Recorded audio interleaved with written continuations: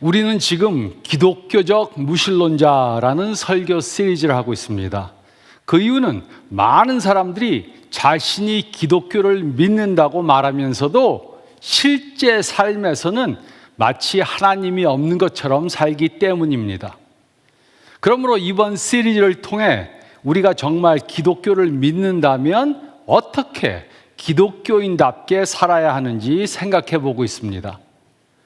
첫째 주에는 기독교인이라고 하면서 기도하지 않는 것에 대해 생각해 보았습니다. 둘째 주에는 기독교인이라고 하면서 전도하지 않는 것에 대해 생각해 보았습니다. 셋째 주에는 기독교인이라고 하면서 헌신하지 않는 것에 대해 생각해 보았습니다. 넷째 주에는 기독교인이라고 하면서 행복을 하나님보다 더 추구하는 것에 대해 생각해 보았습니다. 다섯째 주에는 기독교인이라고 하면서 하나님을 잘 알지 못하는 것에 대해 생각해 보았습니다. 그리고 오늘은 기독교인이라고 하면서 하나님을 두려워하지 않는 것에 대해 생각해 보겠습니다. 기독교적 무신론자란 하나님을 믿는다고 말하지만 실제 삶에서는 하나님 없이 살아가는 사람들을 말합니다. 그들은 입술로는 하나님을 섬긴다고 말하지만 실제로는 삶이 하나님을 떠나 있습니다. 그들은 하나님을 믿는다고 말하지만 매일 삶 가운데 하나님이 없는 것처럼 삽니다. 그래서 오늘은 하나님은 믿지만 그를 두려워하지 않는 것에 대해 생각해 보겠습니다. 뷔페에 가서 식사하는 것을 좋아하는 사람들이 있습니다. 뷔페에 가면 먹고 싶은 것들은 많이 먹고 먹기 싫은 것은 안 먹으면 됩니다. 먹고 싶은 것들은 먹고 먹기 싫은 것은 먹지 않으면 되는 장소가 바로 뷔페 식당입니다. 생선, 회, 갈비, 냉면 등 먹고 싶은 것은 먹고 먹고 싶지 않은 것은 안 먹으면 됩니다. 이것이 뷔페 식당의 장점입니다. 그런데 어떤 사람들은 하나님을 따르는 것을 이런 식으로 하려고 합니다. 하나님의 은혜는 받기 원하지만 하나님을 위해 희생하는 것은 싫어합니다. 하나님의 사랑은 받길 원하지만 받은 사랑을 다른 사람들에게 나눠주는 것은 하려고 하지 않습니다. 하나님의 축복은 받기 원하지만 받은 축복을 다른 사람들에게 나눠주는 것은 하려고 하지 않습니다. 이들은 하나님을 따르는 것에 취사 선택을 합니다. 원하는 것은 택하고 원하지 않는 것은 버립니다. 이들은 뷔페 스타일 기독교를 믿습니다. 그러나 성경은 이런 믿음은 성경적 믿음이 아니라고 말합니다. 대신에 성경은 우리들에게 모든 면에 하나님을 두려워해야 한다고 말하고 있습니다. 그런데 하나님을 두려워한다는 것이 무슨 뜻입니까? 하나님을 두려워한다는 것은 하나님을 무서워한다는 뜻이 아닙니다. 하나님을 두려워한다는 것은 이보다 더 깊은 의미를 갖고 있습니다. 성경에 쓰인 하나님을 두려워한다는 말의 원어의 뜻은 하나님을 경외한다는 뜻입니다. 하나님을 공포심에서 무서워하는 것이 아니라 그를 존중하는 마음을 갖는 것을 말합니다. 그리고 이것은 우리 삶의 모든 영역에서 하나님을 인정하고 그를 따르며 순종하는 것을 의미합니다. 즉 하나님을 두려워한다는 것은 하나님을 우리의 주님으로 존중하고 경외한다는 뜻입니다. 하나님은 무한하고 거룩하신 분이십니다. 그는 온 우주를 창조하신 창조자이십니다. 그는 전능하신 하나님이십니다. 그는 전지하신 하나님이십니다. 그는 불변하시는 하나님이십니다. 그러므로 우리가 하나님을 두려워한다는 뜻은 하나님을 온 우주의 창조자로 또 우리의 주님으로 경외하는 것을 말합니다. 그러므로 우리는 오늘 하나님을 두려워한다면 어떤 삶을 살아야 하는지 생각해 보겠습니다. 누가복음 12장 1절로 10절 말씀을 보면 우리가 하나님을 두려워한다면 다음과 같은 삶을 살아야 한다고 가르쳐 주었습니다. 첫째로 1절로 3절 말씀을 보면 우리는 외식하지 않는 삶을 살아야 합니다. 우리는 외식하지 않는 삶을 살아야 합니다. 1절로 3절은 다음과 같이 기록했습니다. 그동안에 물이 수만 명이 모여 서로 밟힐 만큼 되었더니 예수께서 먼저 제자들에게 말씀하여 이르시되 바리새인들의 누룩 곧 외식을 주의하라. 감추인 것이 드러나지 않을 것이 없고 숨긴 것이 알려지지 않을 것이 없나니 이러므로 너희가 어두운 데서 말한 모든 것이 광명한 데서 들리고 너희가 골방에서 귀에 대고 말한 것이 지붕 위에서 전파되리라. 예수님 앞에 수만 명이 모여서 서로 밟힐 만큼 되었습니다. 그때 예수님이 제자들에게 말씀하셨습니다. 바리새인들의 누룩 곧 외식을 주의하라. 이 당시 바리새인이라는 유대교 종파가 있었습니다. 이들은 성전에 가서 하나님께 예배를 드리고 헌금을 하고 제사를 드렸습니다. 이들은 요즘 기독교인들과 같이 많은 종교적 의식을 행했습니다. 하지만 이들의 행위는 가식적이었습니다. 이들은 겉으로는 거룩한 척했지만 안으로는 거룩하지 않았습니다. 이들은 겉으로는 거룩하게 보였지만 속으로는 썩어 있었습니다. 그래서 예수님은 바리새인들의 누룩 곧 외식을 주의하라고 말씀하신 것입니다. 하나님을 두려워하지 않는 사람들은 다른 사람들을 속일 수 있기 때문에 하나님도 속일 수 있다고 생각해서 안과 밖이 다른 삶을 삽니다. 그뿐만이 아니고 이런 외식하는 행동은 주위 사람들에게도 부정적 영향을 끼칩니다. 그래서 예수님은 이런 외식하는 행동을 누룩으로 비교하셨습니다. 누룩을 반죽한 데 집어넣으면 그 누룩이 반죽한 것 전체에 퍼집니다. 이처럼 외식하는 행동은 자신뿐만 아니라 주위 사람들에게도 악영향을 끼칩니다. 그래서 예수님은 이 말씀을 통해 경고해 주셨습니다. 외식하던 모든 행동들은 언젠가 다 드러나게 될 것입니다. 감추어진 것이 드러나지 않을 것이 없고 숨긴 것이 알려지지 않을 것이 없습니다. 어두운 데서 말한 것이 광명한 데서 들리고 골방에서 귀에 대고 속삭인 것이 지붕 위에서 전파될 것입니다. 외식하는 사람들은 자신의 속마음을 숨깁니다. 하나님을 두려워하지 않으면서 그를 두려워하는 척합니다. 그러나 그 척하는 것은 언제나 드러나게 되고 그들의 속에 있는 것들은 전부 다 보이게 될 것입니다. 우리는 모두 언젠가 하나님 앞에 서게 될 것입니다. 그리고 우리 속에 있던 것들은 다 드러나게 될 것입니다. 우리는 그 어떤 것도 하나님 앞에서 감출 수 없습니다. 그래서 예수님은 하나님을 두려워하여 외식하지 않는 삶을 살라고 말해주신 것입니다. 하나님은 우리들의 모든 것들을 전부 다 아십니다. 우리의 선한 것들, 악한 것들, 또 아픈 것들을 다 아십니다. 그래서 우리는 하나님 앞에서 척하지 말아야 합니다. 또 우리는 하나님 앞에서나 사람들 앞에서 외식하지 말아야 합니다. 제가 얼마 전에 골프를 치러 갔습니다. 그때 처음 본 3명과 한조가 되었습니다. 이 3명은 서로 아는 젊은 청년들이었습니다. 그리고 그 중 한 명은 한국인 청년이었습니다. 그는 제가 잘 아는 교회 모자가, 교회 로고가 찍혀진 모자를 쓰고 있었습니다.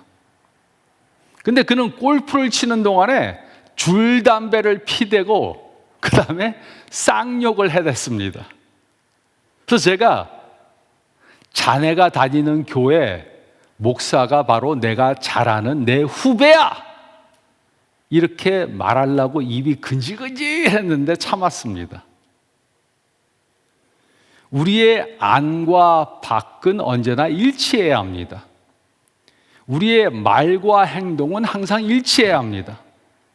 우리는 교회 안에서나 교회 밖에서나 집에서나 직장에서나 행동이 일치해야 합니다. 우리는 기독교인 친구들과 기독교인이 아닌 친구들과 어울릴 때 사용하는 단어들이 다 똑같아야 합니다.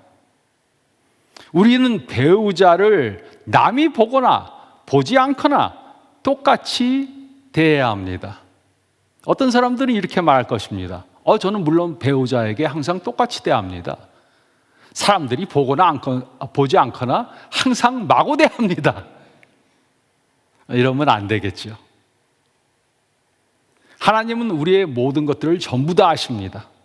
그래서 하나님을 두려워한다면 우리는 외식하지 않는 삶을 살아야 합니다. 하지만 많은 사람들이 척척 박사들입니다. 다른 사람 앞에서 이런 척 저런 척을 잘합니다. 하지만 우리는 다른 사람들은 속일 수 있어도 하나님은 속일 수 없습니다. 그래서 우리는 외식하지 않는 삶을 살아야 합니다. 우리는 외식하지 않는 삶을 살아야 합니다. 그리고 둘째로 4절로 7절 말씀을 보면 우리는 사람을 두려워하지 않는 삶을 살아야 합니다. 우리는 사람을 두려워하지 않는 삶을 살아야 합니다. 우리는 하나님을 속일 수 없다는 것을 너무나 잘 알고 있습니다. 그런데도 외식하는 이유가 무엇입니까? 그것은 자신감이 없어서 다른 사람들이 뭐라고 할까봐 두려워서 아니면 다른 사람들에게 인정받기 위해서입니다. 하지만 생각해 보시기 바랍니다. 우리는 한계가 있는 사람들을 두려워해야 합니까? 아니면 한계가 없으신 하나님을 두려워해야 합니까? 4절로 5절은 다음과 같이 기록했습니다. 내가 내 친구 너에게 말하노니 몸을 죽이고 그 후에는 능히 더하지 못하는 자들을 두려워하지 말라. 마땅히 두려워할 자를 내가 너에게 보이리니 곧 죽인 후에 또한 지옥에 던져 넣을 권세 있는 그를 두려워하라. 내가 참으로 너에게 이르노니 그를 두려워하라. 어떤 사람들에게는 우리를 죽일 수 있는 권세가 있을 수 있습니다. 예수님은 이곳에서 육체적 죽음으로부터 내가 너희들을 무조건 보호하겠다 이렇게 말씀하시지 않았습니다. 육체적 죽음으로부터 보호를 보장하지 않으셨습니다. 하지만 그들은 우리의 육체는 죽여도 그 다음에는 아무것도 할 수 없습니다. 이것이 사람의 능력의 한계입니다. 하지만 하나님의 능력은 이상 훨씬 더 크십니다. 그는 이 세상에서의 삶과 이 세상 후의 삶을 주관하는 분이십니다. 그러므로 우리는 하나님을 두려워하고 사람들을 두려워하면 안 됩니다. 그런데 문제는 기독교인이라고 하는 사람들도 하나님보다 다른 사람들을 더 두려워한다는 것입니다. 하나님을 두려워하지 않고 사람들을 더 두려워합니다. 하나님이 무엇이라고 말씀하시는가 이것보다 사람들이 뭐라고 하는가 더 신경을 씁니다. 사람들이 하나님보다 사람들을 더 두려워하는 이유가 무엇입니까? 6절로 7절은 다음과 같이 기록했습니다. 참새 5마리가 두 아사리온에 팔리는 것이 아니냐? 그러나 하나님 앞에는 그 하나도 잊어버리시는 바 되지 아니하신도다. 너에게는 심지어 머리털까지도 다 세신 바 되었나니 두려워하지 말라. 너희는 많은 참새보다 더 귀하니라. 참새는 아주 값싼 그런 새입니다. 2아사리온이면 5마리를 살 수 있습니다. 한 아사리온은 지금의 한 3불 50전 정도의 가치를 갖고 있습니다. 그래서 한 아사리온이면 2마리의 참새를 사는데 2아사리온을 주면 4마리에다 덤으로 1마리를 더 줘서 5마리를 사게 됩니다. 하지만 이렇게 별 가치가 없는 덤으로 따라오는 참새 1마리에 대해서도 하나님은 전부 다 알고 계십니다. 그가 값싼 참새에 대해서 다 알고 계신다면 그의 자녀들에 대해 알고 있는 것은 너무나 당연한 것입니다. 그 이유는 우리는 참새하고 비교할 수 없는 그렇게 귀한 존재들이기 때문입니다. 하나님은 우리의 모든 것들을 전부 다 알고 계십니다. 우리의 머리털의 숫자도 다 세고 계십니다. 요즘은 아마도 하나님이 제 머리털 숫자를 더 빨리 세실 것입니다. 머리 숫자가 자꾸 줄어드니까요. 그리고 모든 것을 아시는 하나님은 우리를 사랑하십니다. 모든 것을 아시는 하나님이 계신다는 것을 믿으면 우리는 다른 것들, 다른 사람들을 두려워하지 않게 될 것입니다. 그런데 많은 사람들은 하나님이 우리의 모든 것을 다 아신다는 것을 믿지 못하기 때문에 사람들을 두려워합니다. 내가 다른 사람에게 잘못 보여서 직장을 잃게 되면 나는 무엇을 먹고 사나 두려워서 하나님보다 사람을 더 두려워합니다. 다른 사람이 나를 알아주지 못하면, 다른 사람이 나를 알아주지 않으면 별 볼 일 없는 사람이 될까 봐 두려워서 하나님보다 사람을 더 두려워합니다. 그래서 식당에 가서 밥을 먹어도 누가 볼까 두려워서 식기도를 하는 듯 마는 듯 하고 넘어갑니다. 그러므로 하나님을 더 두려워하는가 아니면 사람을 더 두려워하는가 알아보기 위해 질문을 드리겠습니다. 여러분은 하나님을 기쁘시게 하기 위해 행동합니까? 아니면 사람들을 기쁘게 하기 위해 행동합니까? 여러분은 하나님께 인정받기 원합니까? 아니면 사람들에게 인정받기 원합니까? 그리고 이곳에서 말하는 사람들은 우리들의 부모님, 배우자, 자녀들, 직장 상사, 선생님, 목사님이 다 포함됩니다. 우리는 누구를 두려워할 것인가 결정해야 합니다. 하나님을 두려워하면 사람들을 두려워하지 않게 될 것입니다. 하지만 사람들을 두려워하면 하나님을 두려워하지 않게 될 것입니다. 우리는 사람을 두려워할 것인가 아니면 하나님을 두려워할 것인가 결정해야 합니다. 하나님을 두려워하지 않는 것은 그를 믿지 못하기 때문입니다. 하나님이 우리의 모든 것을 전부 다 아시는 분이다. 이 사실을 믿는다면 우리는 하나님을 두려워하고 사람을 두려워하지 않게 될 것입니다. 제가 이것을 오래전에 배웠습니다. 사람들을 두려워하면 두려워할 사람들이 너무 많습니다. 그 사람들한테 인정받고 사람들이 나를 좋아하게 만들기 위해서는 너무나 많은 숫자의 사람들에게 잘해야 합니다. 그렇게 살려고 하니까 너무 힘들어요. 그래서 저는 결정했습니다. 하나님 한 분만 기쁘시게 하고 하나님 한 분만 저를 인정하게 하자.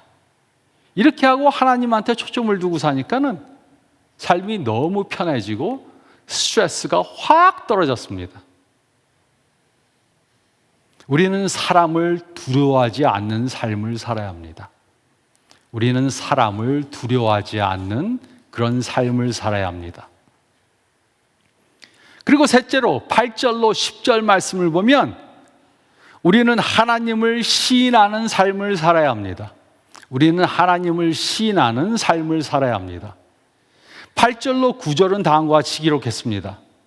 내가 또한 너에게 말하노니 누구든지 사람 앞에서 나를 시인하면 인자도 하나님의 사자들 앞에서 그를 시인할 것이요 사람들 앞에서 나를 부인하는 자는 하나님의 사자들 앞에서 부인을 당하리라. 예수님은 궁극적인 문제, 즉 누가 그의 편에 설 것인가의 여부를 언급하심으로 이 문제의 심각성을 강조하셨습니다. 이곳에 인정하다와 부인한다는 뜻은 정반대의 뜻을 가지고 있습니다.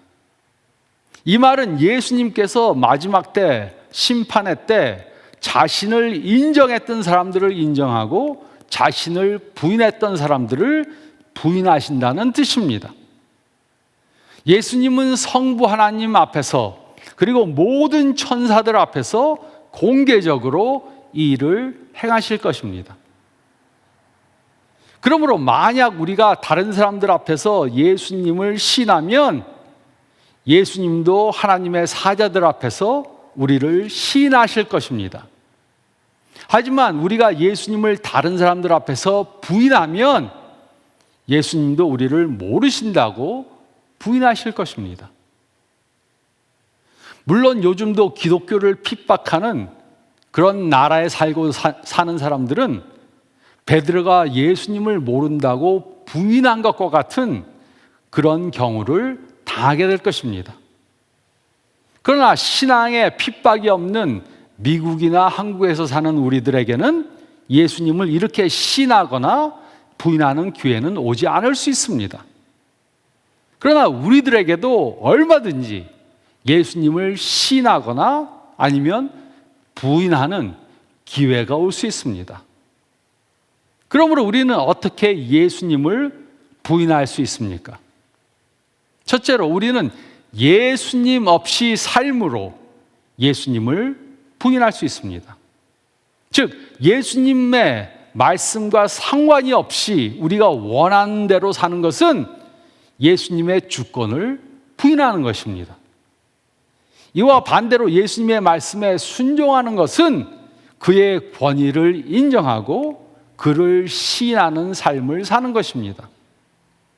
그러므로 우리가 예수님 없이 살고 있는지 아닌지 어떻게 알 수 있습니까?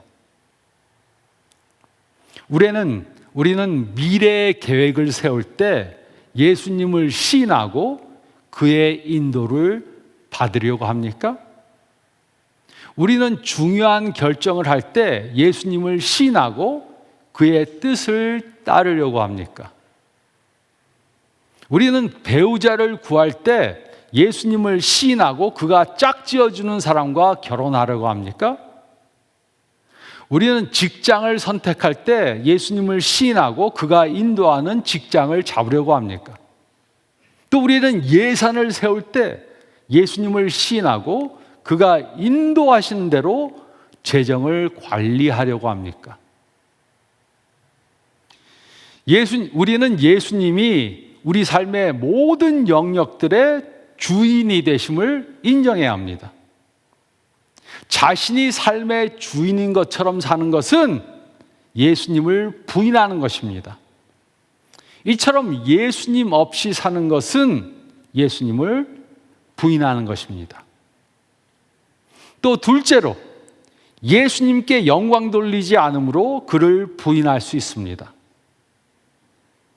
하나님은 우리 삶 가운데 놀라운 축복을 해주셨습니다. 그러므로 우리는 그가 하신 일들을 다른 사람들에게 알림으로 그의 역사를 시인할 수 있습니다. 하지만 우리가 입을 싹 닫고 그의 역사를 시인하지 않는 것은 그를 부인하는 것입니다. 또 어떤 사람들은 하나님이 자신을 축복하면 그에게 영광을 돌리지 않고 자신이 영광을 가로채므로써 그의 영광을 보이지 않습니다. 어떤 교회 리더들은 하나님이 하신 일을 자기가 한 것처럼 해서 그에게 돌아가야 할 영광을 가로챕니다. 이런 행위는 그를 신하지 않고 부인하는 것입니다. 예수님은 이곳에 아주 무서운 말씀을 해주셨습니다. 10절은 다음과 같이 기록했습니다. 누구든지 말로 인자를 거역하면 사심을 받으려니와 성령을 모독하는 자는 사심을 받지 못하리라. 이 말씀은 우리가 범하는 죄 중에 용서받지 못하는 죄가 있다고 말하고 있습니다. 그 죄가 무엇입니까?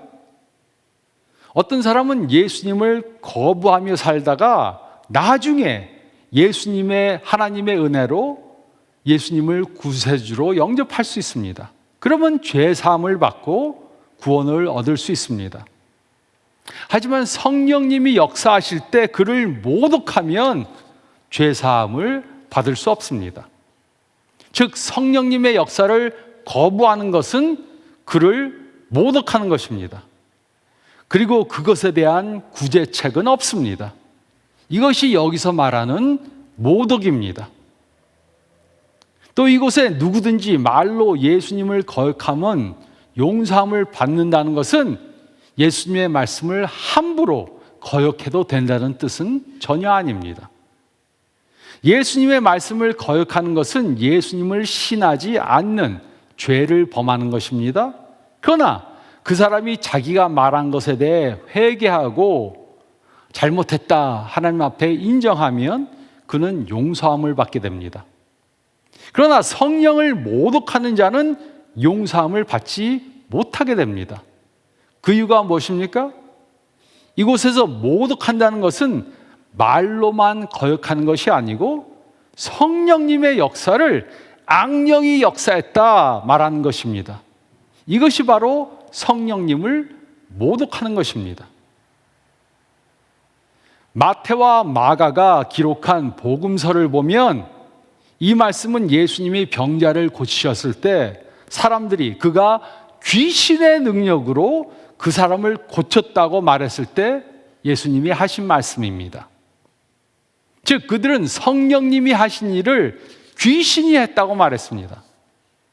그들은 예수님을 전혀 믿지 않았기 때문에 이렇게 말한 것입니다. 이것이 바로 용서받지 못하는 죄인의 행동입니다.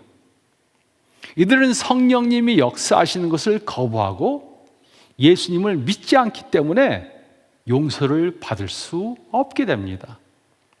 성령님이 놀라운 일을 행하셨는데 그거 하나님이 한 거 아니야. 그거 귀신이 한 거야.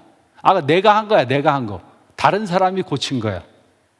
이렇게 하고 성령님을 모독하고 예수님을 믿지 않으면 예수님을 믿지 않았기 때문에 죄의 용서함을 받을 수 없게 되는 것입니다. 그러므로 우리는 성령님의 역사하심에 순종해야 합니다. 우리는 성령님의 역사하심을 따라 모든 일 가운데 예수님을 신하는 삶을 살아야 합니다. 우리는 하나님을 두려워함으로 모든 일 가운데 하나님을 신하는 삶을 살아야 합니다. 제가 아는 어떤 사람이 있었습니다. 이 사람은 굉장히 눈이 나빠요.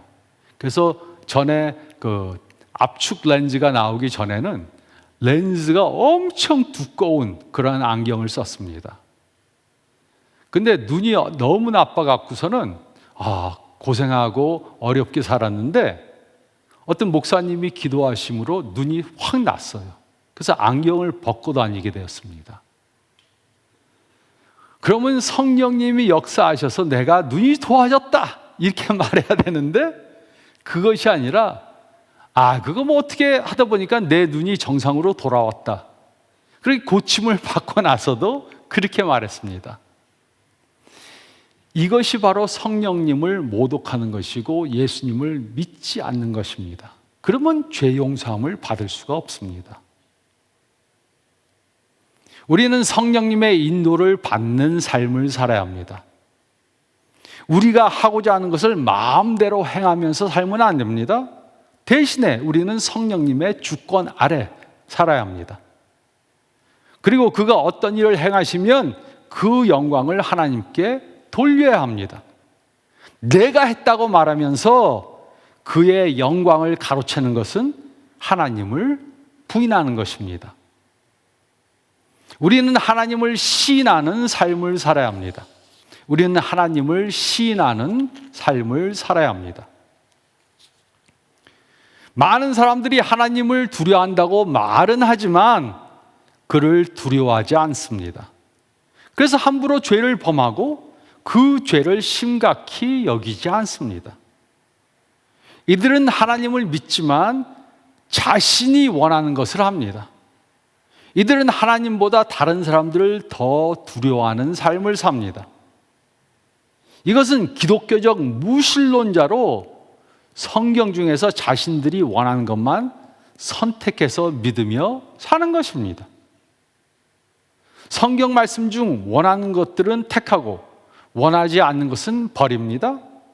이것은 하나님을 믿는다고 말하지만 그를 두려워하지 않는다는 것을 보여줍니다. 하지만 우리는 하나님을 두려워해야 합니다. 하나님을 존중해야 합니다. 하나님을 사랑해야 합니다. 그래서 우리는 외식하지 않는 삶을 살아야 합니다. 우리는 사람들을 두려워하지 않는 삶을 살아야 합니다. 그리고 우리는 매 순간 하나님을 시인하는 삶을 살아야 합니다. 이처럼 하나님만 두려워하는 삶을 사는 저와 여러분들이 되시기를 우리의 주님 되시는 예수 그리스도의 이름으로 축원드립니다. 저희 다 같이 기도드리겠습니다. 잠깐 머리를 숙이시고 오늘 말씀 생각해 보시기 바랍니다. 나는 정말로 하나님을 두려워하는 삶을 살고 있는가? 나는 하나님을 두려워해서 밖과 안이 똑같은 삶을 살고 있는가? 외식하지 않는 삶을 살고 있는가? 질문해 보시기 바랍니다. 그리고 나는 사람들을 두려워하는가? 아니면 하나님을 두려워하는가? 생각해 보시기 바랍니다. 사람을 두려워하면 하나님을 두려워하지 않고 하나님을 두려워하면 사람들을 두려워하지 않게 될 것입니다. 그리고 또 나는 매 순간 하나님을 시인하는 삶을 살고 있는가 생각해 보시기 바랍니다. 하나님이 역사하시면 하나님께 영광 돌리고 내가 그 영광을 가로채고 있지는 않는가 생각해 보시기 바랍니다. 그리고 아직까지 예수님을 주님으로 우리의 구세주로 신하지 않는 분들이 아직 있다면 이 시간 작정하시기 바랍니다. 성령님이 지금 저희 마음속에 말씀하시는데 나는 죄인이고 예수님의 용서가 필요한 사람이다 말씀하실 때 그것을 인정하고 예수님을 나의 구세주로 영접함으로 하나님을 시인하는 제가 되게 도와주세요. 기도하시기 바랍니다. 제가 기도드리겠습니다. 주님 감사합나이다. 우리는 이 세상에서 사는 동안 다른 것들, 다른 사람들을 두려워하지 않게 도와주시고 하나님을 시인하고 하나님만 따라가고 다른 사람들을 두려워해서 외식하지 않는 삶을 살게 도와주세요. 그렇게 함으로 주님 앞에 섰을 때 예수님이 내가 저 사람을 안다 이렇게 시인받게 도와주시고 나는 저 사람이 누군지 도대체 모르겠다. 저 사람은 나의 제자가 아니다. 이런 말 듣지 않도록 하나님을 시인하는 그러한 삶을 살게 도와주시옵소서. 아직까지 예수님을 구세주로 영접하지 않은 분들이 있다면 빠른 시일 내에 예수님을 구세주로 인정하는 저희 모두가 되게 도와주시고, 성경 말씀을 읽고 또 다른 사람들에게 질문하고 예수님을 구세주로 인정하는 모두가 되게 도와주시고 인도해 주시옵소서. 이 모든 말씀 우리 주님 예수 그리스도의 이름 받들어 간절히 기도드렸사옵나이다. 아멘.